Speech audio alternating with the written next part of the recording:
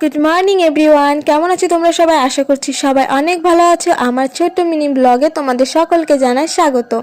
অনেক দিন ধরে আমাদের পাইপে কালি পড়েছিল, প্রায় এক সপ্তাহ ধরে আমি কালিটা পরিষ্কার করি না, এর জন্য পরিষ্কার করছিলাম সকালে উঠে। কি বলো তো, পাইপে কালি পড়লে না রান্না করতে ভীষণ অসুবিধা হয়, মুখ দিয়ে ধোঁয়াটা বেরিয়ে আসে, ভীষণ অসুবিধা হয়। যারা এরকম উনানে, কাঠের উনানে রান্না করো, পাইপ দেওয়া উনানে, তারা অবশ্যই জানে ব্যাপারটা। পাইপের কালি ফেলে উঠান ঝাড় বাসন মেজে চলে এসেছি। দেখো লঙ্কা তুলতে, বাড়িতে একটাও লঙ্কা নেই, তাই গাছে লঙ্কা তুলতে চলে এসেছি। আর এই গাছের লঙ্কাটা ভীষণ ঝাল, এই লঙ্কাগুলো না ভীষণ ঝাল হয়, দেখেছো তো? বেশি বড় হয় না লঙ্কা, ছোট ছোট তাই কিরকম পেকে গেছে, কিন্তু বয়স হয়ে গেছে তাই পেয়ে গেছে। লঙ্কা এইটুকুই হয়।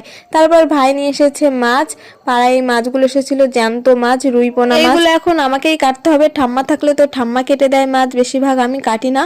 তো এখন কি করব, মাছ কাটছিলাম আর দেখো ছিটিমিটি আসছিল, তাই আবার আমার গায়ে, তার জন্য একটু